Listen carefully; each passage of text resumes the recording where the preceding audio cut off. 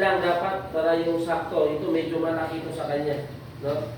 Ganyan. Pero pag insert, no, lagyan muna natin ng gel, no? Isukat. Pero pag mag-insert kayo sa pasyente, hindi na pa ganon, pag ganyan siya. No? So pagpasok, insert, pasok yan, dahan-dahan. Pagdating doon, twist. Nakaganito siya. Yan. Ito, pwede pa lang gawing mannequin na, open na pala ito na. So, wala ano. Pati nito parang hindi pwede. Oo, pwede. Dapat hindi. So, yun, susukatin nyo na. Kung medyo malaki, kuha kayo. Kaya sabi ko, iba-iba kasi yung mga sizes ng ano niya. No?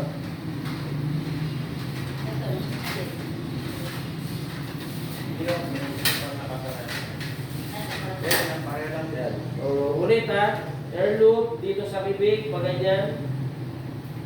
And then, pag-insert, hawak, insert, twist. Mabilis siya. Yan.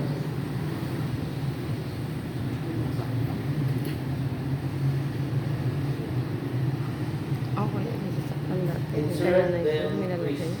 Nanonood ako. Okay? So, pag ganyan, no, ito po na, sakto.